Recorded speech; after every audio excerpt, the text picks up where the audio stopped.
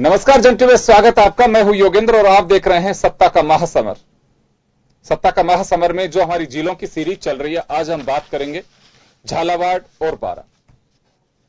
झालावाड़ सबसे महत्वपूर्ण जिला कहा जा सकता है प्रदेश का। अगर हॉट डिस्ट्रिक्ट भी कहें इसे तो कोई अतिशयोक्ति नहीं होगी। वजह साफ है, मुख्यमंत्री वसुंधरा राजे वहां से चुनाव लड़ती हैं। झालरापाटन झालावाड़ एक ही है, वो विधानसभा सीट, और उनके पुत्र दुष्यंत सिंह वो बारां झालावाड़ से सांसद हैं। तो निश्चित रूप से बड़ी हॉट सीट है। आप जानना भी चाहते होंगे कि कौन वहां से चुनाव लड़ रहा है, कौन किसको टक्कर दे रहा है, सीधी फाइट है कि त्रिकोणीय संघर्ष है, कैंडिडेट पहले वाले क्या कर रहे हैं, 2013 में क्या समीकरण रहे थे। मैं तमाम चीजों से आपको अवगत कराऊंगा, लेकिन एक बार झालावाड़ का मजमून दिखाऊंगा और उसके बाद हम लौटेंगे हमारे साथियों के साथ। हमारे साथ कांग्रेस से अरुण कुमार शर्मा जी जुटे हुए हैं और शीलदाबाई जी भाजपा से हमारे साथ जुड़ी हुई हैं। हम एक बार झालावाड़ में क्या कहता है हमारा मजमून जन टीवी का, वो मैं सुनाऊंगा, फिर लौटते हैं। झालावाड़ जिले की 4 विधानसभा सीट हैं। आइए सबसे पहले जानते हैं कि आखिर राजनीतिक दलों ने 2018 विधानसभा के चुनावी रण में झालावाड़ की 4 सीटों पर किन प्रत्याशियों के नाम घोषित किए और कौन आमने सामने चुनावी जंग में है।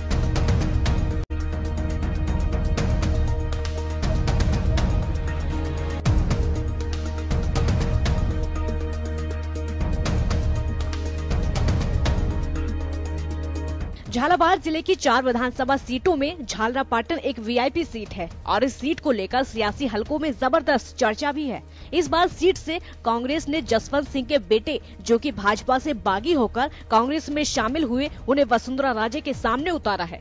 सीएम राजे 1989 से लगातार इस सीट से चुनाव लड़ रही हैं। वो इस सीट से 5 बार सांसद रही हैं और 2003 से विधायक का चुनाव लड़ रही हैं। मानवेंद्र सिंह को यहां से उतारकर कांग्रेस ने एक बड़ा दांव खेला है, लेकिन मुख्यमंत्री राजे का इस सीट पर दबदबा किसी से छिपा नहीं है।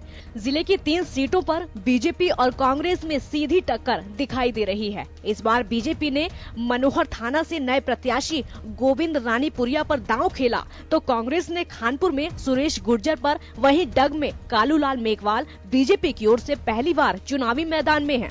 ब्यूरो रिपोर्ट, जन टीवी न्यूज।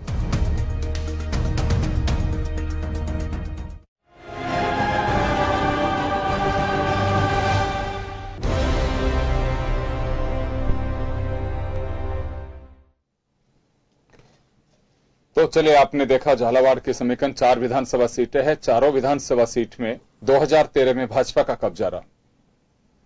और लेकिन कब्जे के साथ साथ एक बात मैं जरूर यहां जिक्र करना चाहूंगा, 2013 में अंतर जो रहना चाहिए था वो अंतर इतना रह नहीं पाया। मुख्यमंत्री वसुंधरा राजे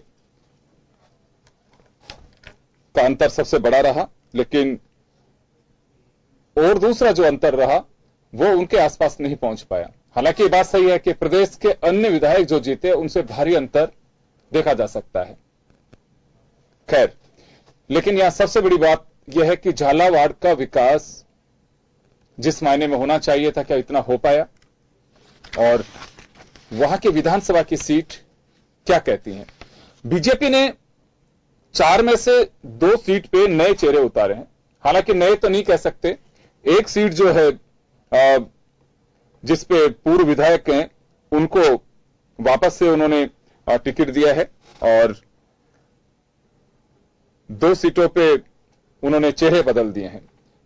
यह चेहरे बदलने के साथ ही एक भू राजस्थान में अलग आ रहा है। 89 लोग ऐसे हैं कि जो किसी न किसी बागी के रूप में उनकी अपनी पहचान बनाई है। वो बीजेपी को परेशान कर सकते हैं, या कांग्रेस को कर रहे हैं, या बीएसपी को कर रहे हैं, किसी न किसी पार्टी को कर रहे हैं।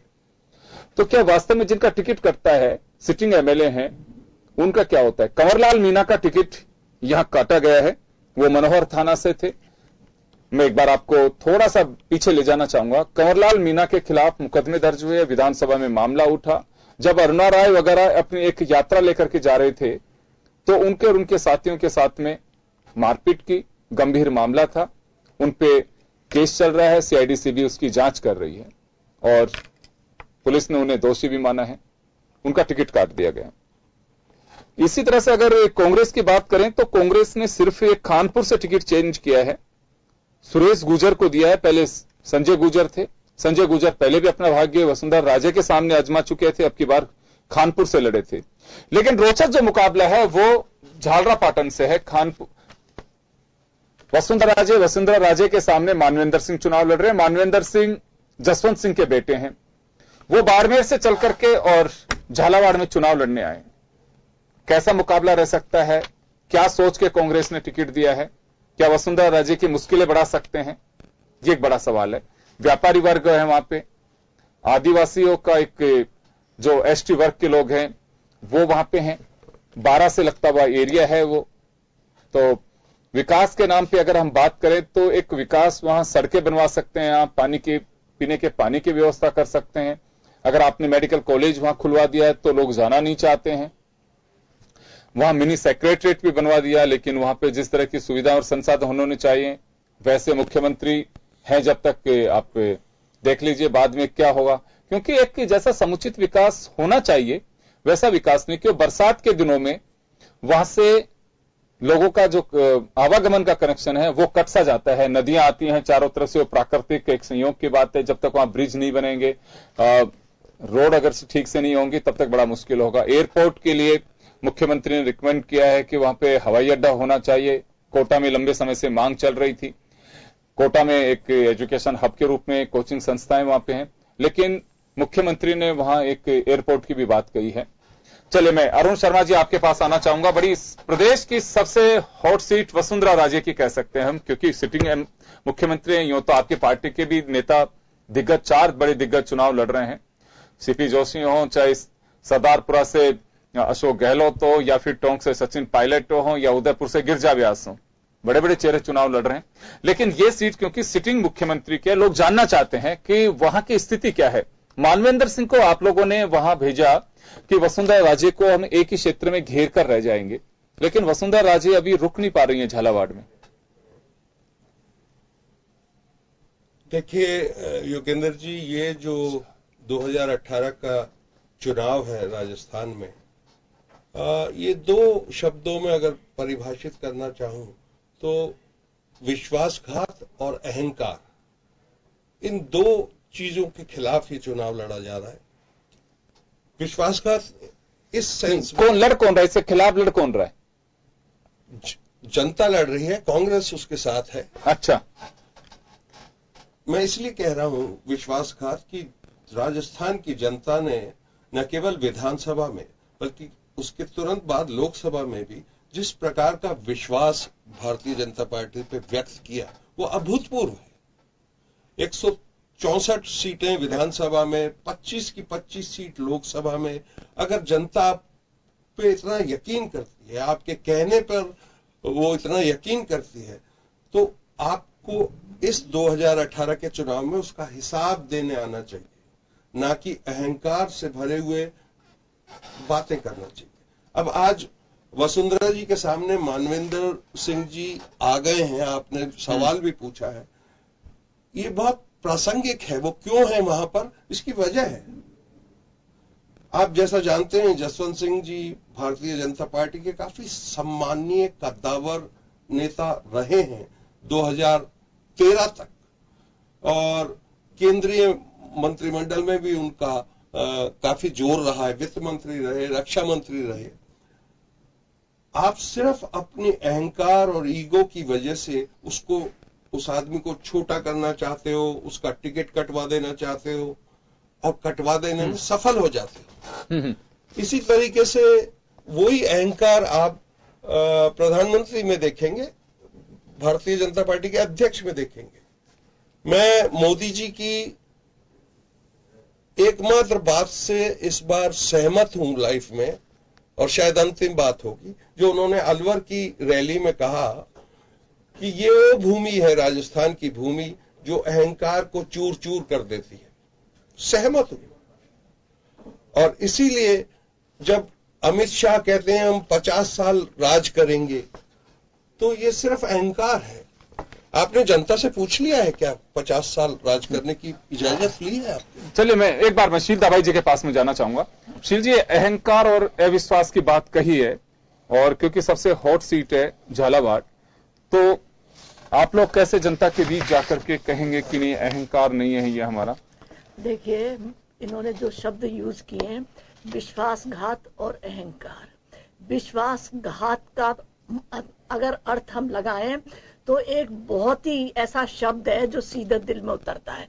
मैं ये पूछना चाहती हूँ कि भारतीय जनता पार्टी ने जो जनता के सामने कमिटमेंट किए थे, जो घोषणा पत्र दिया था, जो वायदे जो जनता के कह के आए थे, वो सारे के सारे वायदे 600 में से 85% वादे उन्होंने पूरे किए हैं। दूसरी बात, मैं आपको बताऊंगी ना, जस्टिफाइड करूंगी मैं। आप दूसरी बात कह रहे अहंकार। अहंकार अगर मुख्यमंत्री में होता तो आज मुख्यमंत्री हर जिले में जाके जनता के उनकी समस्याओं को नहीं सुनती। यहाँ के सारे नेता, छोटे से लेके बड़े कार्यकर्ता तक, सब जनता के बीच में पहुंचे हैं और उनके दुख सुख में भागीदार रहे। वो चाहे किसान हो, उनकी समस्याओं को सुनाए, बेरोजगार हो, उनकी समस्याओं को सुनाए, शिक्षा में जिस स्तर पे आप। चलिए, मैं एक बार रोकना चाह रहा हूं आप लोगों को, और मैं एक बार सुनाना चाहूंगा कि झालावाड़ से क्या कर रही है मुख्यमंत्री वसुंधरा राजे और मानवेंद्र सिंह। जरा मैं दावे सुनवा रहा हूं उनके, क्योंकि सुनना लाजमी बनता है यहां पे, फिर उसके बाद हम श्याम सुंदर जी के पास में लौटेंगे। एक बार आप जरा सुनिए क्या दावे हैं वहां के प्रत्याशियों के।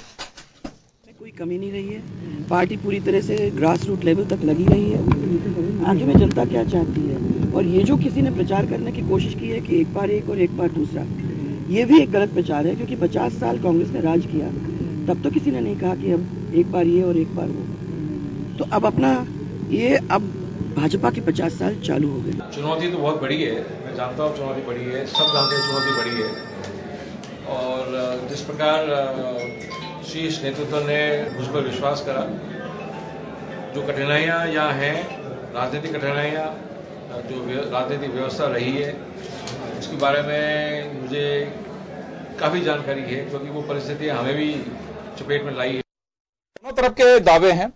मुख्यमंत्री वसुंधरा राजे ने कहा कि 50 साल से विकास नहीं हुआ था, वो विकास वो पूरा करने के लिए आई हैं, और मानवेंद्र सिंह कह रहे हैं कि राजनीतिक दुरुस्तता के लिए या कठिनाइयां हैं उन्हें दूर करने के लिए वो आए हैं। चलिए इस पर चर्चा करेंगे, एक छोटे से ब्रेक के लिए रुकेंगे, ब्रेक के बाद हम जल्द लौटते हैं।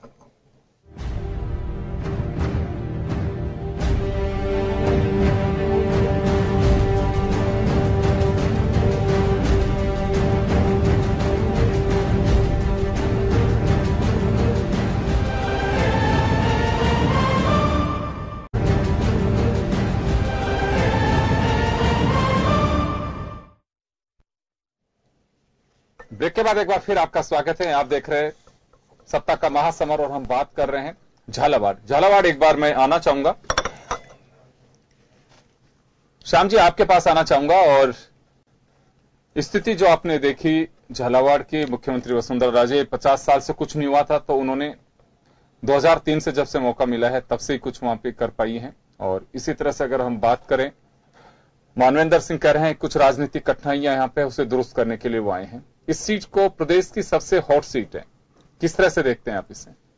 देखिए योगेंद्र जी, झालावाड़ सीट राजस्थान की सबसे महत्वपूर्ण सीट हो गई है कि मुख्यमंत्री वसुंधरा राजे वहां से चुनाव लड़ रही हैं, और उनका मुकाबला करने के लिए कांग्रेस के पास खुद के पास सक्षम उम्मीदवार नहीं था। उन्होंने भाजपा के उम्मीदवार को ही लेकर के खड़ा कर दिया, वहाँ भाजपा के खुद के अंदर पार्टी में शामिल किया और फिर ले जाकर के वहाँ, और उनको ये कहते हुए खड़ा किया क्योंकि इनके पिता का बदला अब ये मानवेंद्र मुख्यमंत्री को सीधे तौर पर देंगे। और ये बात भी सही है कि झालावाड़ की वर्तमान स्थिति में ना तो बीजेपी के पास झालावाड़ नगर परिषद है, न ही झालरा पाटन उनके पास है। तो ये बात तो सही है कि राजनीतिक तौर पर स्थिति मुश्किल में तो है वसुंधरा जी, क्योंकि दोनों ही जब सत्ता में होने के बाद भी वो अपनी लोकल शहरी निकाय को जिता के नहीं ला पाई। तो एक बड़ी चुनौती उनके सामने है कि आप तो तीसरी बार विधायक, 5 बार सांसद रहने के बाद भी आप उस क्षेत्र में अपना मुकाबला जिस प्रकार से करना चाहिए, वो कहते हैं कि मैंने तो विकास की गंगा बहा दी थी, 20,000 करोड़ रुपए वहां विकास के लगा दिए, सब कुछ बदल डाला, तो आपकी शहरी निकाय क्यों नहीं आई? जब आप बाकियों से पूछ सकते हैं तो बाकी लोग भी आपसे पूछेंगे कि वसुंधरा जी सबको तो शिक्षा देती हो कि अपने क्षेत्र की पकड़ बना के रखना, आप अपने क्षेत्र में पकड़ बना के नहीं रख पाए। ये स्थिति वहां पर बहुत बड़ी चुनौती है। आज मानवेंद्र को भेजा है तो लोधा राजपूत आपको मालूम है उनकी रिश्तेदारी है, इसलिए उन्होंने सेंधमारी के लिए वहां भेजा है उनको। और वो जाकर के वहां कह भी रहे हैं कि मैं तो आया हूं अपनी पुरानी चीज को हिसाब किताब करने के लिए, और राजनीतिक तौर पर जवाब देने के लिए भी आया हूं कि मेरे पिता को इन्होंने जो कांग्रेस के बजाय भाजपा के सिरमौर हुआ करते थे, उनको उन्होंने कांग्रेस के प्रत्याशी जो कि कांग्रेस से लाए थे कर्नल सोनाराम को ला करके खड़ा करके उनको राजनीतिक से बेदखल कर दिया था। उसको जवाब देने के लिए मैं आया हूं। माहौल निश्चित रूप से गरमाया हुआ है, क्योंकि कांग्रेस के सचिन पायलट ने पहले अपनी मां को, उनकी मां भी यहाँ खड़ी हुई थी, वो हारी है। उसके अलावा संजय नहीं, उसके बाद वहां की खानपुर की विधायक चंद्र, क्या नाम है उसका, मीनाक्षी चंद्रावत को भी हराया। क्योंकि ये बात सही थी कि आज कांग्रेस के पास नहीं था उम्मीदवार भरकम वाला, जिससे कि या तो सचिन पहले अपनी मां को खड़ा करते, वो नहीं कर पाए तो, लेकिन क्योंकि मानवेंद्र को पहले कह रहे थे कि मैं चुनाव ही नहीं लड़ूंगा, लेकिन चुनाव लड़ाने के लिए उनको तैयार कर दिया गया और भेजा गया। आज की स्थिति में ये तो बात सही कि चुनौती तो मिल रही है, इसलिए वसुंधरा जी कोशिश कर रही है कि बार बार वहां जाती है, संभाल के आती है। उनको लगता है कि यदि मेरा क्षेत्र अगर मेरे से छूट गया तो राजस्थान कैसे मेरे पास रहेगा, तो ये तो उनको चिंता का विषय जिस प्रकार से सचिन को है वैसे ही वहां उनको हो गया है। तो ये रोचक चुनाव है, राजनीतिक परिप्रेक्ष्य में बहुत ही लोगों की नजरों वाला चुनाव है। अब कांग्रेस वहां प्रचार प्रसार और किस प्रकार से, क्योंकि वसुंधरा राजे जो प्रचार प्रसार करती हैं, जो खेल करती हैं कि कांग्रेस के लोगों को खरीद लेती हैं, वो हमेशा से पहले भी मान सिंह को खरीदा था और उसके बाद आपको मालूम होगा कि वेयर हाउस का चेयरमैन बना दिया था, क्योंकि तो कांग्रेस के जिलाध्यक्ष तक को खरीद लेती हैं वो। तो बहुत अलग तरह का वहां का चुनाव है।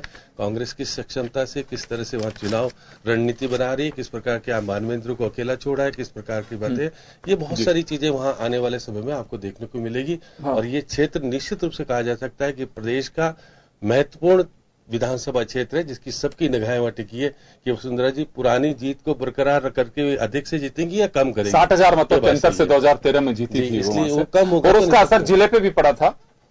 पूरे जिले की अगर हम बात करें तो उससे पड़ा था। कैसे बेटे उनके कम से जीती तो उनका प्रभाव हो सकता है कम हुआ, ये तो कहेंगे कांग्रेस के कि आपने किस प्रकार का महत्व दिया। चले एक बार मैं श्याम जी खानपुर को और दिखाना चाहूंगा। मैं खानपुर के जो प्रत्याशी हैं उनका क्या दावा है एक बार मैं सुनवाता हूं, फिर लौटूंगा मैं वापस आप लोगों के पास।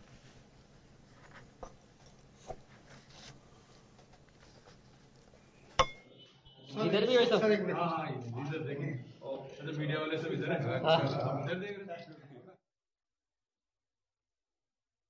एक स्थान को बनने के लिए अभ्यर्थी के रूप जब से भारतीय जनता पार्टी की राजस्थान की वसुंधरा जी की सरकार बनी है, जब भी यहाँ पर काम हुए, पिछले 8 से 13 में यहाँ की जो पहिया था वो रुक गया था। आगे आने वाले समय में बहुत सारे काम है, खेतों तक पानी पहुँचाना है, सब गाँवों तक पीने का पानी पहुँचाना है, मकानी में और अभी एसडीएम कोर्ट बुलानी है, अभी बहुत सारे विकास कार्य करने हैं। वो जब भी होंगे जब भारतीय जनता पार्टी की 2/3 बहुमत से राजस्थान में वसुंधरा जी की सरकार बनेगी। मैं 5 साल से यूथ कांग्रेस और NSUI में संगठन में काम कर रहा हूँ। 5 साल में जनता के बीच गया, जनता के दुख दर्द को मैंने देखा। 5 साल तक मैंने जनता की सेवा की, जनता मेरे साथ है।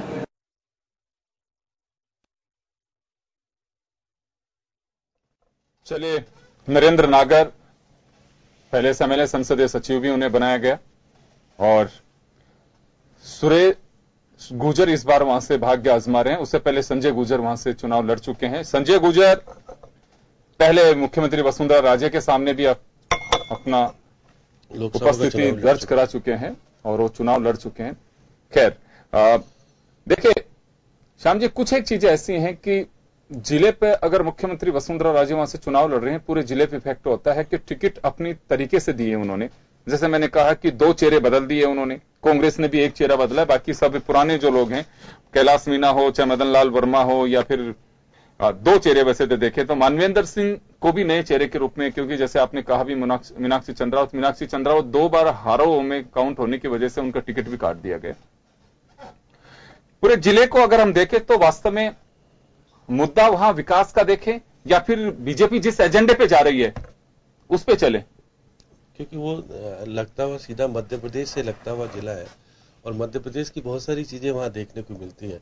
अब बार बार मुख्यमंत्री जी कहने कि मैंने वहां की सब कुछ बदल डाला, सब कुछ कर डाला, वहाँ की स्थिति आज भी सड़कों की जो है इंटीरियर रूप से अच्छी नहीं है। आप कह रहे हैं कि इन्होंने सड़कें खूब बनाई, सारी चीजें की, वहाँ लोगों के पास रोजगार नहीं है। वहाँ का युवा आपके सामने बेरोजगार है और एग्रीकल्चर है या फिर वहां पे स्टोन व्यवसाय, जो स्टोन व्यवसाय ने भी बड़ा दम तोड़ता नजर आ रहा है। हालांकि कहा तो जा रहा है कि संरक्षण देंगे उनको हम। फूड प्रोसेसिंग का जो प्लांट लगना चाहिए था नहीं लग पाया। इन्होंने वहां लगाया किसका, प्लेन बनाने वाला। प्लेन बनाने के लिए तो क्योंकि बाहर से वैज्ञानिक आते हैं और बाहरी चीजें आती है और स्थानीय लोगों को रोजगार नहीं मिल सकता क्योंकि यहाँ एक सवाल और उठता है कि जब सचिन पायलट ने अगर कोई पैदल मार्च का कोई अभियान शुरू किया था या एक आंदोलन किया, वो 12 झालावाड़ भी खड़ा किया, 12 से शुरू करके झालावाड़ गया। क्या वास्तव में उसका कोई इंपैक्ट आएगा वहां पे? क्योंकि देखिए दो इसमें नजरिए थे सचिन पायलट के। एक तो मुख्यमंत्री के यहाँ पे जैसे आपने भी सवाल खड़ा किया कि पंचायत समिति हो चाहे स्थानीय निकाय, उसमें कब्जा किया कांग्रेस ने, और दूसरा दोनों क्षेत्र मुख्यमंत्री के वर्चस्व के क्षेत्र हैं, वो अपने तरीके से वहां टिकट वितरण करती हैं और बेटे का जो उनके पुत्र हैं उनका संसदीय क्षेत्र भी है वहां पे। तो इस यात्रा का कोई प्रभाव रहेगा वहां पे? देखिए यात्रा का प्रभाव तो अब क्योंकि कोई ज्यादा फर्क नहीं पड़ता क्योंकि बहुत पुरानी चीज हो गई। सचिन पायलट जिस सोच खरोच के गए थे उनको जितना समर्थन मिलना चाहिए नहीं मिल पाया। शुरुआत तो की उन्होंने लेकिन उनकी आपसी फूट और सारी चीजें सामने दिखी थी कि आप कहीं तो आपके भरत सिंह जी साथ आ रहे थे तो आपके शांति धारीवाल गायब थे और किस तरह के विवाद हुआ और सारी बातें हुई, लेकिन उन्होंने अपनी यात्रा को, पैदल यात्रा को पूरा किया। और चुनौती जो कांग्रेस उसके सामने उस वक्त थी कि संगठन जिस प्रकार से पकड़ होनी चाहिए नहीं हो पा रही थी, ये चीजें तो थी, लेकिन उन्होंने यात्रा करके प्रयास किया क्योंकि शेखावटी ने जब मार्क्सवादी कांग्रेस पार्टी के लोगों ने जिस प्रकार का आंदोलन खड़ा कर दिया उस तरह का तो नहीं खड़ा कर पाया। लेकिन चलिए मैं श्याम जी अरुण जी के पास जाना चाहूंगा। अरुण जी, ये बात तो सही है कि सचिन पायलट ने उस क्षेत्र में अपना दखल देना शुरू किया और एक यात्रा भी की, 104 या 107 किलोमीटर की यात्रा उन्होंने पद यात्रा की थी, मुद्दा बनाया था किसानों का। अभी कितना इफेक्टिव है मुद्दा? मुद्दा अपनी जगह अब भी खड़ा है। हाँ। किसान की जो हालत है उस इलाके में, और जैसा अभी श्याम जी ने भी बताया कि सड़कों की बहुत बुरी हालत है, कोई देख के कह नहीं सकता ये मुख्यमंत्री का इलाका है। और रही बात ये चेहरे बदलने की, इससे आपके काम नहीं बदल जाते। ये एक तरीका है कि अगर आप ठीक से नहीं कर पाए हो तो कुछ चेहरे बदल दो जिससे नया आदमी सामने आ जाए। अभी हमने बड़े कारुण बहुत दर्द भरे दृश्य भी देखे जब वो कोटा से शायद लखावत जी हैं, बड़े सुदर्शन से आदमी हैं, रोज पगड़ी और जैकेट का रंग चेंज कर देते हैं, काफी दबंग आदमी हैं। अजमेर से हैं वो? ये भी नहीं उसकी बात कर रहे हैं, राजावत की बात कर रहे हैं। भवानी सिंह राजावत जी लाटपुरा से थे, उनको बाहर कर दिया। और मैंने झालावाड़ चले, लेकिन झालावाड़ में अब मैंने ये कंप्लीट कर दूं, मैंने उनको टीवी पे देखा, अच्छा नहीं लगा, रो रहे थे, आंसुओं से रो रहे थे। मेरा मन कर रहा था उनको कहूं यार आप मत रोइए, रोना उनको जिनको टिकट मिल गया है। बीजेपी का जो स्थिति चल रही है उसमें तो उनको ज्यादा परेशान होना जिनको टिकट मिल गया। वो तो भ्रम में रह गए कि आप ये मान के चल रहे हैं। अरे वाह, क्या बात कही आपने। चलिए मैं अभी आपके पास आना चाहूंगा शील जी। पदयात्रा शुरू की प्रदेश में, अगर कहीं पे राहुल गांधी के साथ में सचिन पायलट ने हनुमानगढ़ गंगानगर वाली बेल्ट में की, वो एक अलग इशू था, राहुल गांधी के साथ पदयात्रा की थी। यहां पे खुद ने पदयात्रा की, मुद्दा किसानों का रखा कि किसान आत्महत्या कर रहे हैं और सबसे ज्यादा न्याय यात्रा, किसानों के लिए न्याय। वो यात्रा सुसाइड जो किसान कर रहा है, उनकी फसल बिक नहीं रही है, उचित मुआवजा उन्हें नहीं मिल रहा है, ये कांग्रेस का आरोप था आप लोगों पर। और 12 से झालावाड़ तक यात्रा 104 या 108 किलोमीटर की उन्होंने की थी। कांग्रेस को भरोसा है कि एक चेहरा बड़ा होना चाहिए हमारे पास में, बाकी मुख्यमंत्री को वहीं पे घेर लेंगे। देखिए, मुख्यमंत्री को घेरने की बात जो ये कर रहे हैं, मुझे लगता है मुंगेरी लाल के सपने हैं कि मुख्यमंत्री और उनके बेटे दुष्यंत जिस तरह से जनता के बीच में रहकर वहां की समस्याओं का समाधान कर रहे हैं, वहां के हर दुख सुख में साथ हैं। मैं एक शब्द में कहूं कि उनके दिलों पर राज करते हैं। सबसे बड़ी बात, बहुत छोटी सी बात है लेकिन बहुत बड़ी बात है, झालावाड़ के लोगों का एक सपना था कि कई तो ऐसी पीढ़ियां गुजर गई थी जिन्होंने रेल के दर्शन नहीं किए थे।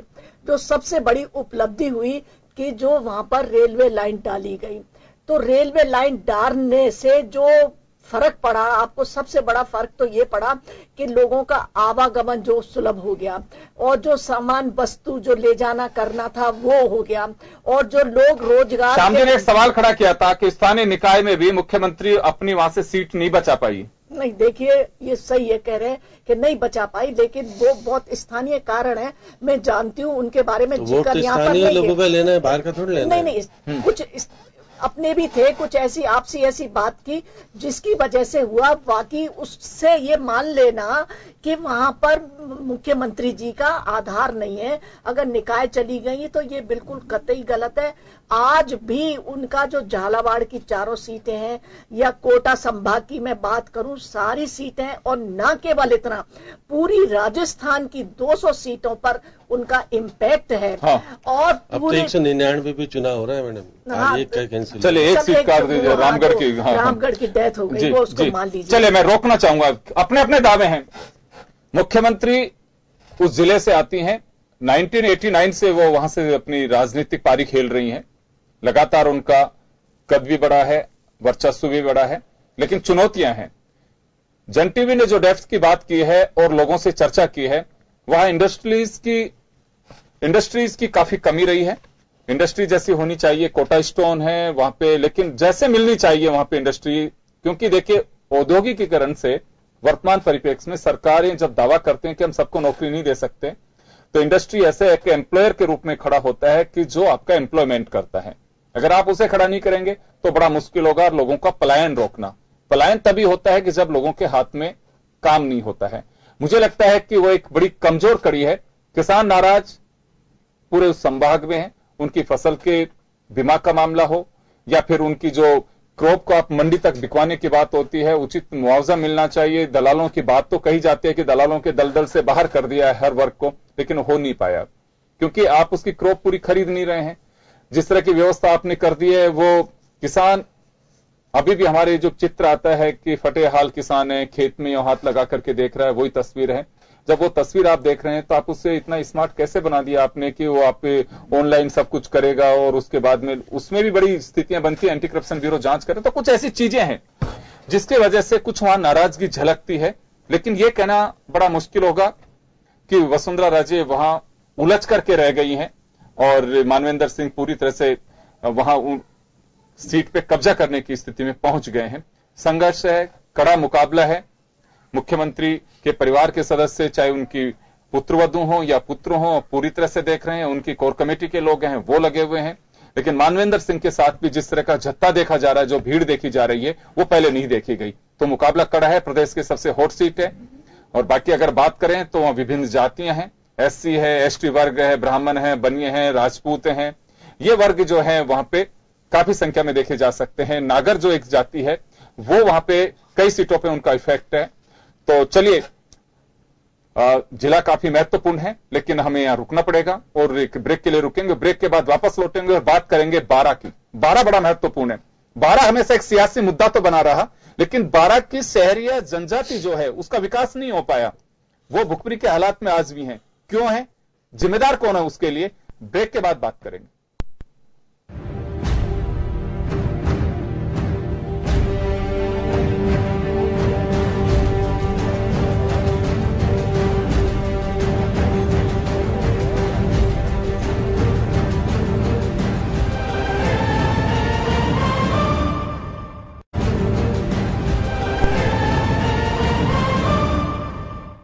ब्रेक के बाद एक बार फिर आपका स्वागत है। आप देख रहे हैं सत्ता का महासमर। बात कर रहे हैं हम जिलों की सीरीज में। ब्रेक से पहले बात की हमने झालावाड़ की, जहां से मुख्यमंत्री वसुंधरा राजे चुनाव लड़ रही हैं। झालरा पाटन सीट कही जाती है, लेकिन झालावाड़ जिले में 4 सीट, 4 पे कब्जा बीजेपी का। अब हम बात करेंगे 12 की। 12 की भी रोचक बात यह है कि 12 में भी पूरी 4 सीट जो है उन पे कब्जा बीजेपी का रहा 2013 में। और अभी वर्तमान की बात करें तो मुख्यमंत्री वसुंधरा राजे कैबिनेट के 2 कैबिनेट मंत्री वहां से चुनाव लड़ रहे हैं 12 से। एक 12 अटरू से चुनाव लड़ रहे हैं बाबूलाल वर्मा, जिन्हें बूंदी के केशवराय पाटन से शिफ्ट किया गया है 12 अटरू में। और एक प्रभुलाल सैनी के अपने राजनीतिक पारी जो 2003 से, यो तो प्रधान भी रहे हैं वहां पहले टोंक जिले से, लेकिन देवली उनियारा से वो प्रधान रह चुके हैं, उनियारा से प्रधान रहे हैं वो। और अभी लेकिन लगातार वो अलग अलग सीट से चुनाव लड़ रहे थे। ये पहला अवसर है, 3 पारी वो खेल चुके, चौथी पारी की तैयारी कर रहे हैं, जब लगातार एक सीट से उन्हें टिकट थमाया गया है। पहले ऐसा नहीं हुआ। अब की बार भी लोग कहते तो यही है कि उनकी इच्छा नहीं थी, दूसरी सीट पे वो जाना चाहते थे, लेकिन उन्हें टिकट दे दिया गया क्योंकि मुख्यमंत्री वसुंधरा राजे चाहती हैं कि यहां से मजबूत स्थिति में रहें उनके बेटे, क्योंकि उनकी पार्लियामेंट्री कॉन्स्टिट्यूएंसी है 12 और झालावाड़, तो 2 कैबिनेट मंत्री हैं मुख्यमंत्री वसुंधरा राजे के। तो यूं भी देखें तो बड़ी हॉट सीटें हैं दोनों ही, अंता भी और 12 अटरू भी। मैं एक बार दोनों के जो दावे हैं वो सुनवाना चाहूंगा।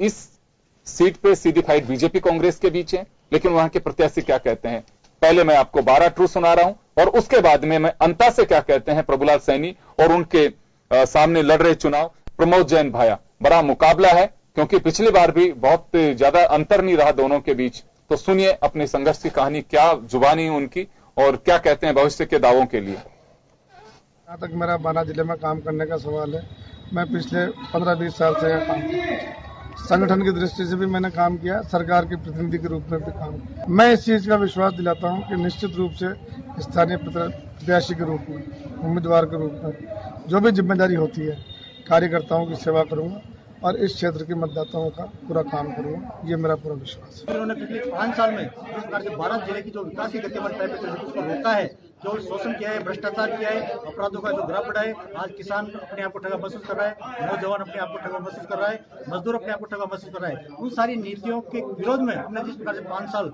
धरना प्रदर्शन किया, आंदोलन किए, जगत समय समय पर जनता को जागृत करके प्रशासन की आंख खोलने का काम किया, आज उसी का नतीजा है 12 जिले की 4 विधानसभा कांग्रेस के पक्ष में निकली है। और सड़कें बनाने का, सीसी रोड बनाने का, गौरव पथ बनाने का, किसान पथ बनाने का काम हम लोगों ने किया है। इसलिए अब की बार पहले कार्यकर्ता थे, लेकिन चौगुने कार्यकर्ता अभी हमारे साथ में हैं और हम सबको पार्टी को समर्थन देके एक बार फिर से 12 जिले को कांग्रेस मुक्त करने का जो संकल्प कार्यकर्ताओं ने लिया है उसको हम लोग पूरा करेंगे। मुझे पूरा विश्वास है कि हमारे कांग्रेस के क्षेत्र के वरिष्ठ नेता, कांग्रेस के जनप्रतिनिधि, कांग्रेस के साथी और क्षेत्र के मतदाताओं का पूरा मुझे आशीर्वाद है और निश्चित रूप से वो मुझे 7 दिसंबर को मेरे पक्ष में सर्वाधिक मत करके और मुझे विजयश्री का आशीर्वाद देंगे। तो चलिए, आपने सुना 12 अटरू से पहले दावा बाबूलाल वर्मा का कि मैं वर्षों से इस क्षेत्र से जुड़ा रहा हूं और कार्यकर्ताओं का स्नेह है, इस वजह से मुझे यहां भेजा गया है। पार्टी तय करती है कि किसको कहां से चुनाव लड़ना है, मुझे भी उसी के तहत यहां भेजा गया है। पहले रामपाल मेघवाल इस सीट से 20,000 मतों के अंतर से 20,600 से जीते थे, उनका टिकट काट दिया गया और कहा जाता है कि कुछ नाराजगी वहां पे उनके साथ में है। 10 प्रत्याशी मैदान में है और अभी कांग्रेस ने, लेकिन पानाचंद मेघवाल पहले भी थे, उन्हीं पर भरोसा किया है। पूरी अगर उस पर देखें तो एक बाबूलाल वर्मा को चेंज किया है बीजेपी ने और कांग्रेस ने अगर देखें तो 2 सीटों पे चेंज किया है। पहले 12 अटरू में जैसे मैंने कहा कि पानाचंद मेघवाल वही है और दूसरी 2 सीटें ललित मीणा कब से सबसे कम उम्र के विधायकों में से 2013 के विधायकों में रहे। उनके पिता भी पहले वहां से विधायक रह चुके हैं। मैरिज भी उनकी तो बाद में हुई है और एक शिक्षक के नाते वो एग्जाम देने भी चले गए थे। जब उनसे पूछा गया कि ललित आप विधायक रहेंगे कि एग्जाम देकर के अगर टीचर या आरएस बन जाते तो कि साहब मैं तो नौकरी चला जाऊंगा, मैं विधायक ही छोड़ दूंगा। तो ये भी एक बड़ी रोचक बात रही है। उनके साथ में उनके सामने पहले छत्रीबाई चुनाव लड़ी थी, अब की बार निर्मला सहरिया चुनाव लड़ रही है वहां से। इसी तरह से छीपा बड़ौत, मुख्यमंत्री वसुंधरा राजे अपने कार्यकाल में उस क्षेत्र के काफी खाटी पॉलिटिशियन और दिग्गज माने जाते हैं प्रताप सिंह सिंघवी। 2003 से 8 का कार्यकाल रहा मुख्यमंत्री वसुंधरा राजे का। वसुंधरा राजे ने उन्हें मुख्यमंत्री अपने उसमें कार्यकाल में मंत्री बनाया और मंत्री बनाने के बाद जैसे कहें कि वसु भक्त के रूप में भी उन्हें जाना जाता था। मंदिर बनवाया था मुख्यमंत्री का। चुनाव तो जीत गए 2013 वाला, लेकिन उन्हें मंत्री नहीं बनाए। 5 साल इंतजार रहा प्रताप सिंह को कि मंत्री पद में शायद मेरे को भी कोई कॉल आ जाए, लेकिन नहीं आया। उनके सामने पिछली बार मान सिंह धनोरिया थे जो राजपूत और इस बार करण सिंह राठौड़ हैं। करण सिंह पहले एक पारी खेल चुके हैं उसी सीट से। अब उनको मौका मिला है, आगे क्या रहेगा देखने वाली बात रहेगी। प्रमोद जैन भाया इस सीट से तीसरा चुनाव लड़ रहे हैं, क्योंकि पहले एक चुनाव कम वोटों से हारे, फिर 2008 में इंडिपेंडेंट वो जीते और फिर 13 में हार गए। और यह कहा जाता है कि काफी समाज सेवा का काम है। 3,399 मतों से वो प्रभुलाल सैनी से चुनाव हारे थे। प्रभुलाल सैनी के लिए नई जगह थी, और लेकिन प्रभुलाल सैनी का भरोसा जो अभी आपने सुना कि हमने काम करवाए क्षेत्र में, और क्षेत्र में बाहरी और लोकल कुछ नहीं होता है। कार्यकर्ताओं का विश्वास जीतना, उनका स्नेह आपके प्रति है तो क्षेत्र में आपको कोई नहीं रोक सकता। यह उनका भरोसा है, प्रमोद जैन भाई का भरोसा है कि मेरे साथ हमारी पूरी टीम लगी हुई है, क्षेत्र के लोगों का स्नेह है। तो चलिए, प्यार मोहब्बत दोनों के प्रति है, दोनों को भरोसा है, जीतेगा लेकिन एक ही। चलिए हम पूरे जिले की बात करें। मैं महत्वपूर्ण जो बता रहा था, यह तो एक पॉलिटिकल बैकग्राउंड हुआ कि वहां मुख्यमंत्री वसुंधरा राजे के कैबिनेट के 2 दिग्गज नेता, कैबिनेट मंत्री वहां से चुनाव लड़ रहे हैं। छिपा बड़ौद से प्रताप सिंह भी चुनाव लड़ रहे हैं, जो उस क्षेत्र के बड़े दिग्गजों में आते हैं। इस तरह से कांग्रेस से भी प्रमोद जैन भाया हैं, वो दिग्गज हैं, पूर्व मंत्री भी हैं वो। लेकिन शहरिया जनजाति है, शहरिया जनजाति में हमेशा भूखों मरने वाली जो स्थिति होती है वो हमेशा चर्चाओं में रहती है। सरकार आती है, दावा तो यह किया जाता है कि हमने ये योजना बना करके दी, उनको बाहर निकाल के लेके, लेकिन कुपोषण के शिकार आज भी उनके बच्चे हैं। ऐसा क्या हुआ कि सरकारें आती हैं, जब सत्ता में होती हैं तो अपनी योजनाएं गिनाती, लेकिन जैसे प्रतिपक्ष में आते हैं तो एक सियासी मुद्दा बन जाता है। तो यही सवाल लेकर के इस जिले का मैं श्याम जी के पास में जाना चाहूंगा। श्याम जी, 12 जिला हमेशा एक सियासी मुद्दा बना है। सियासी मुद्दे की हद आप वहां तक देख सकते हैं कि राहुल गांधी भी अपनी सरकार के वक्त वहां गए, खाना भी खाया, उन्होंने श्रमदान भी किया, भंवर जितेंद्र सिंह और भी लोग उनके साथ में थे। क्या वास्तव में आज वो सियासी मुद्दे समाप्त हो गए कि आज भी वहां की सियासत यूं की मुंह बाहें खड़ी है? देखिए योगेंद्र जी, विडंबना यह है कि मुख्यमंत्री के पुत्र का संसदीय क्षेत्र है और पहले मुख्यमंत्री खुद भी इस क्षेत्र में सांसद रही हैं। शहरिया जाति का विकास जिस प्रकार से होना चाहिए नहीं हो पाया। मुख्यमंत्री, पूर्व मुख्यमंत्री अशोक गहलोत भी जब मुख्यमंत्री हुआ करते थे तो उन्होंने एक बार दीपावली इन्हीं की साथ जाके मनाई थी, जबकि मौत हुई थी। और सारी बात आपने देखा था कि बहुत सारा बवंडर कांग्रेस ने मचाया था और बहुत बीजेपी ने मचाया था, और उनको जाकर के वहां और कई योजनाएं शुरू की थी। उन योजनाओं का मुख्यमंत्री के जब आप 5 साल शासन करके आज की स्थिति में भी शहरियों की स्थिति इतनी अच्छी नहीं है। वहाँ नौकरी में शहरिया नहीं है, बाकी लोग इतने नहीं है। वहाँ की जो उनको रोजगार मिलना चाहिए, सब कुछ मिलना चाहिए, वो है नहीं। आज भी आप कहिए कि बार बार मुख्यमंत्री कहते हैं कि आपको विकास देखना है तो मेरे जाके क्षेत्र में देखिएगा, लेकिन वो केंद्र सरकार को लिखते हैं कि हमारे पिछड़ा जिला घोषित कर दो, तो बहुत सारी चीजें अलग हो जाती है जिससे कि विशेष सुविधा मिल जाए। शहरिया को केंद्र सरकार पहले जब कांग्रेस की थी तो विशेष सुविधाएं, विशेष योजनाएं लागू कर रखी थी, लेकिन सरकार ने उस योजनाओं पर अंकुश लगा दिया और केंद्र की योजनाएं अब वो स्थिति में नहीं जो कि 90% केंद्र देता था और 10% सरकार को देना पड़ता था। आज वो है ही नहीं, वो योजनाएं बदल गई तो वहां की स्थिति अच्छी नहीं है। और आज कह सकते हैं कि आपने कहा कि वहां 2 केंद्रीय मंत्री, 2 कैबिनेट मिनिस्टर हैं, बाबूलाल वर्मा जो कि वहां के हैं नहीं, क्योंकि वो मुख्यमंत्री के करीबी माने जाते हैं और क्योंकि आने वाले समय में उनके पुत्र को सहयोग करेंगे, चुनाव जीत गए तो, और नहीं जीतेंगे तो भी वहां रहेंगे। तो इस लिहाज से उन्होंने, आप प्रभुलाल सैनी तो आपको बार बार कहते थे कि मैं तो क्षेत्र बदलूंगा करूंगा, लेकिन उनको बदलने नहीं दिया गया। अमित शाह ने कहा जहां वहीं चुनाव लड़ा जाएगा, तो उनको मजबूरी में वहां जाना पड़ा और चुनाव वक्त पे शुरुआत की है। अब ललित मीणा तो क्योंकि उनके पिता पहले हेमराज मीणा हुआ करते थे, अब वो है, आपने सही कहा, संगठन में सेवाएं दे रहे हैं। वो SC/ST मोर्चे के इनके संयोजक हैं। श्याम जी, मैं लौटूंगा, एक छोटे से ब्रेक के लिए रुकेंगे, ब्रेक के बाद हम वापस लौटते हैं। महासमर के मुद्दे में, सत्ता के महासमर में हम चर्चा जारी रखेंगे। बने रहिए आप हमारे साथ।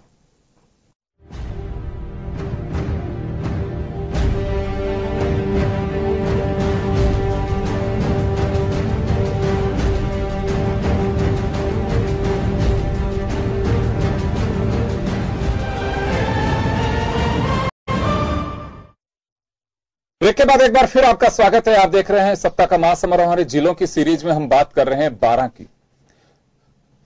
चले, मैं श्याम जी आपके पास था, आप थोड़ा शॉर्ट में एक बार अपनी बात को पूरी करिए क्योंकि समय कम है।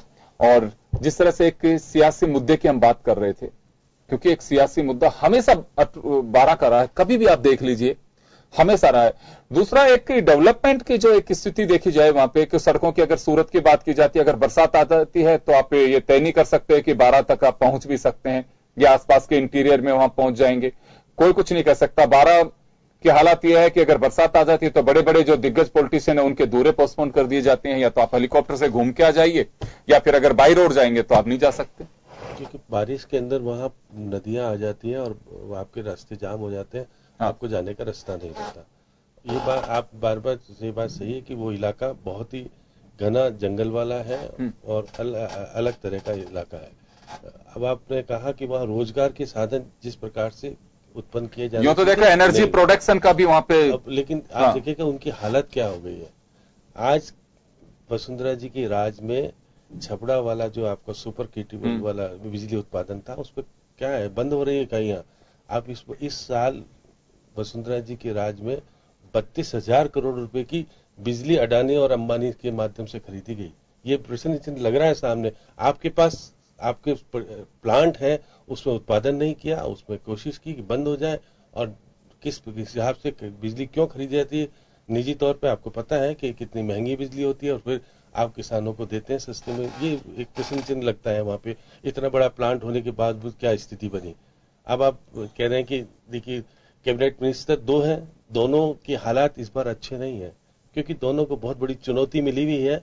और मैं तो मानता हूं कि प्रभुलाल सैनी को, प्रमोद भाया वहां के प्रतिष्ठित और कई बार विधायक और पूर्व मंत्री भी हैं वहां के, और उनकी पत्नी भी सांसद का चुनाव लड़ चुकी है, तो वो सक्षम है राजनीतिक तौर पर। इस बार वो 3000 से मोदी लहर में जीत के आए थे, इस बार उनका जीतना संभव नहीं है। प्रभुलाल जी वहीं अटके रह जाएंगे, क्योंकि वो रहने वाले तो है नहीं वहां के। मुख्यमंत्री जी ने प्रमोद भाया को रोकने के लिए, क्योंकि उनके चुनाव में, उनके पुत्र के चुनाव में बड़ा अलग तरह का रोल प्रमोद भाया और उनकी पत्नी निभाती हैं, तो उसको रोकने के लिए प्रभुलाल सैनी को कहा कि आप हरा के आ जाओ, कम से कम मेरी इज्जत रह जाएगी और मैं आगे उसका काम उपयोग करूंगी। ये चीजें वहां हालात है, तो आप प्रभुलाल सैनी पहली वाली स्थिति को दोहरा नहीं पाएंगे। मेरे को लगता है कि वो कैबिनेट मंत्री बनने की सब देख रहे हैं, लेकिन वो वहां से जीत पाएंगे क्या, एक प्रश्न चिन्ह उनके सामने खड़ा हुआ है। बाबूलाल वर्मा को, क्योंकि वो दोबारा से गए, वहां की सीट तो एक्चुअली में मदन लाल उनकी होती थी, पहले जो मंत्री हुआ करते थे उनको बदल के दूसरी जगह भेजा, मदन दिलावर को काट दिया गया था उनका टिकट। क्योंकि अब ने दोबारा उनको पुनर्स्थापित कर दिया, लेकिन उनको वहां ले आए। तो ये वो सीट भी बहुत ही ऐसी नहीं है कि आप आसानी से जीत पाओगे, क्योंकि कांग्रेस सीधे तौर पर, ये ललित मीणा का तो मैं कह सकता हूँ कि वो जीत के फिर आ सकता है, क्योंकि उनका और उनके पिता का वर्चस्व ठीक है और काम ठीक किया। उनके ऊपर छिपा बढ़त में भी काफी, और छिपा बढ़त में इस बार, क्योंकि पहले करण सिंह का टिकट विधायक बने चुके हैं, वहां पे रह चुके हैं, इसलिए हो सकता हो कि वो चुनौती देंगे। वो जीतेंगे नहीं जीतेंगे पता नहीं, लेकिन चुनौती अच्छी देंगे। मैं मानता हूं कि कांग्रेस को वहां से प्लस मिलेगी, माइनस होंगे बीजेपी। 4 सीट है, तो आपके 2 भी सीट आ जाए बीजेपी के पास तो बहुत बड़ी बात मानना। एक बहुत बड़ी मुख्यमंत्री को चुनौती इसलिए मिल रही है कि आप अपने संसदीय क्षेत्र में भी अपने लोगों को जिता नहीं पाओगे, चाहे मंत्री खड़ा कर लो, चाहे कुछ खड़ा कर लो, क्योंकि लोग आपके प्रति समर्पित जैसे पहले थे अब नहीं है। चलिए, मैं अरुण जी आपके पास में जाना चाहूंगा। बड़ा मुद्दा बनाया गया था शहर या आदिवासियों की समस्याओं को। जब आप लोग अपोजिशन में होते हैं तो आप लोग भी, मैनिफेस्टो में भी उसे जगह दी जाती है, बजट में भी जगह दी जाती है, लेकिन उनकी हालात और स्थितियां नहीं बदल पाए। ये मुद्दा आज भी है। ये बात अलग है कि आज जिस दौर की राजनीति चल रही है, उन सियासी मुद्दों में उनकी आत्मा की जो आवाज है, या कहें कि उनके जो मुद्दे हैं वो दफन से होते जा रहे हैं। वो चीख और जो हालात हैं वो सुनाई नहीं देते हैं इन मुद्दों के अंदर। कारण साफ है कि प्रायोरिटीज राजनीतिक दलों की बदल गई हैं। बड़े नेता हैं, उनकी स्थितियां बदल गई हैं, सोच बदल गई है। जब जाते हैं कहीं पे सभा करने के लिए, पहले तो कहा जाता था कि सहरिया जाति के जो लोग हैं उनका विकास में बड़े भागीदारी है। आज यहां पे जो उन लोगों की वजह से कितने लोगों को कहीं दूसरी जगह रोजगार मिल पाता है। कई बार इस तरह के नेता उनके प्रति हमदर्दी जताने की कोशिश करते हैं, लेकिन वो हमदर्दी उनके किसी प्लान में तब्दील नहीं हो पाती है। जी अरुण जी।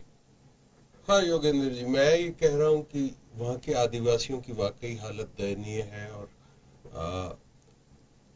बहुत आसानी से सॉल्व होने वाली समस्या भी वो नहीं है, क्योंकि उनकी अपनी सामाजिक परंपराएं हैं, अपने रहने का एक जीवन दर्शन है, जिसमें ज्यादातर मर्द लोग वहां काम नहीं करते हैं और औरतें और बच्चों को काम करना पड़ता है।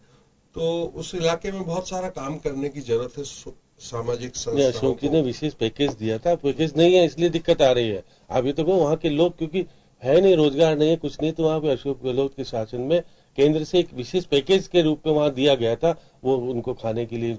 राहुल गांधी भी आए थे वहाँ, तो वो नहीं। उस दौरान देखिए मौत काफी हुई थी। मौत 2003 से 8 के कार्यकाल के दौरान भी हुई, आप लोगों के कार्यकाल में भी मौतें हुई, और जब बच्चों की कुपोषण के कारण, और जब मौतें होती हैं तो उसे सियासी मुद्दा बना दिया जाता है कि जैसे वास्तव में ऐसे मुद्दों का इंतजार रहता है राजनीतिक दलों के लिए। कुछ करना चाहिए वहां पे। मैं तो कहता हूं कि एक हमारे सोशल रेस्पॉन्सिबिलिटी समझनी चाहिए कि हमारी सामाजिक जिम्मेदारी है कि हम उसे दुरुस्त कर सकें। बिल्कुल सही कह रहे हैं आप, और हम ये पूरा प्रयास करेंगे हमारे इस आदिवासी भाई बहनों के लिए कि उनको मेन स्ट्रीम में लाया जाए, उनको बेसिक मूलभूत कम से कम शिक्षा और स्वास्थ्य की जो वस्तुएं वो मुहैया कराई जाए, और हम कृत संकल्प हैं इसके बारे में। चलिए मैं आऊंगा आपके पास में शील जी। हालात 18-12 के नहीं सुधर पाए, एक बड़ी बात लेकिन ये जरूर है कि उस जिले ने हमेशा एक मिनिस्टर भी दिया है। ये बड़ी बात है कि पिछली बार भी हम देखें, कांग्रेस का हो चाहे बीजेपी का हो, मिनिस्टर हमेशा वहां से रहे, 2 मंत्री रहे। हाँ बिल्कुल, लेकिन सड़कों के आप हालात देख लीजिए, सड़क वैसी नहीं बन पाई। कहा यह जाता है कि सड़कों में वन विभाग के कुछ राइडर्स हैं, उसकी वजह से नहीं बन पाता है। प्राकृतिक स्थिति ऐसी है कि वहां पे नदियों का जो बहाव है उसकी वजह से, लेकिन ब्रिज बन सकते हैं उससे। यूनुस खान का मैं जिक्र करना लाजमी समझूंगा, मुझे एग्जैक्टली ध्यान नहीं है कि शायद प्रधानमंत्री को ही आना था वहां पे, प्रधानमंत्री प्रभारी रहे। हाँ, यूनुस खान वहां के प्रभारी रही हैं। तो जब प्रधानमंत्री वहां आने वाले थे, नहीं प्रभारी तो झालावाड़ के थे ये, लेकिन वहां जब गए 12 के प्रभारी बाबूलाल वर्मा थे, वहां जब गए तो वहां दंग रह गए कि सड़कें की यह हालत है, वापस चलो, अभी तो चल ही नहीं सकते इसमें। तो ये स्थिति पीडब्ल्यूडी मिनिस्टर, उनको पता नहीं है कि वास्तव में वहां हालात क्या है। तो अंदाजा लगा सकते हैं कि वहां के लोगों की मनोदशा कैसी रही होगी। शील जी, मैं आपको बता रहा हूं एक्चुअल फैक्ट्स जो हैं, दावा कितना भी किया जाए, लेकिन आज भी डेवलपमेंट के लिए वो एरिया मोहताज है। और मुख्यमंत्री जी को आप सलाह भी देना कि इस तरह की स्थिति है, सुधारोगे, नहीं तो दिक्कत हो जाएगी। क्योंकि वहां यात्रा देखिए सड़क से करने की आवश्यकता है, हेलीकॉप्टर से नहीं। आप जनता के बीच में रहेंगे। और यहां मैं कहना भी चाहूंगा कि चाणक्य ने इसी वजह से कुटिया में अपना जीवन यापन किया था कि अगर मैं भी महलों में सोना शुरू करूंगा और मेरा शासक भी अगर महलों में सोना शुरू करेगा तो जनता के दर्द को समझेगा कौन? अगर वास्तव में दर्द को समझना है तो जब तक उसका एहसास नहीं होगा तो दर्द का पता कैसे लगेगा कि कट लगता है तो कितना पेन होता है, फोड़ा होता है तो कितना पेन होता है। जब उस रूट से निकलते हैं तभी तो पता लगता है कि वास्तव में सड़कों के जाल की आवश्यकता है। योगेंद्र जी, मैं इस बात से इनकार नहीं करती कि जब कोई भी सरकार सत्ता में होती है तो थोड़ी बहुत इनकम्बेंसी होती है। और जहां तक आप कह रहे हैं मुख्यमंत्री जी की बात करूं तो मुख्यमंत्री जी लगातार हाड़ौती क्षेत्र में संपर्क में रही हैं। और प्रभुलाल सैनी अपने आप में एक बहुत ही कहना चाहिए कि बहुत ही एक ऐसे स्ट्रांग मंत्री रहे, और कृषि डिपार्टमेंट होने के नाते उन्होंने हर तरह से वहाँ के माहौल को समझा है। वहाँ के जो शहरिया जो समाज की आप बात कर रहे हैं उनके दुख दर्द को भी समझा है। उनके मुख्यमंत्री जी के एग्रीकल्चर मिनिस्टर उनके कोई ज्यादा काम के नहीं है क्योंकि उनके पास जमीन ही नहीं है। केनू उत्पादन होता है, आपने वहाँ पे प्रोसेसिंग फूड प्रोसेसिंग लगाया ही नहीं कुछ, तो क्या करा? नहीं, देखिए जितना हो सकता था उन्होंने प्लेन उतारने के लिए हवाई अड्डा जरूर बनाया, उनका जीवन स्तर सुधारने के भी प्रयास किए हैं। और मुख्यमंत्री जी को पूरे वहां से बहुत बार गुजरी है, बर्सों हो गए उनको गुजरते। नहीं, कई बार गाड़ी से भी जाती है, ऐसा नहीं हेलीकॉप्टर से पहले तो नहीं जाती। नहीं, बिल्कुल जाती है वो। और उससे पहले तो वो शायद पैदल यात्रा भी कई बार उन्होंने बहुत अपने क्षेत्र में कॉन्स्टिट्यूंसी में करी है, उनकी यात्रा, उनको सारा चप्पा को वो जानती है। और उस पूरे ड्यूरेशन में वो इस प्रयासरत रही हैं कि यहाँ की जितनी भी समस्याएं उनका निदान हो। यूनुस खान को भी प्रभारी वहां पर झालावाड़ का इसीलिए लगाया था कि वो जो वो मंत्री हैं, सार्वजनिक निर्माण विभाग के मंत्री हैं, तो सड़कें बना सके, लेकिन रोड नहीं बना पाए। खैर चले, समय कम है, लेकिन एग्रीकल्चर फील्ड की भी हम बात करें तो वास्तव में 12 झालावाड़ का महत्व है। सोयाबीन वहां पे, धनिया वहां पे, जीरा वहां पे होता है, लहसुन वहां पे होता है।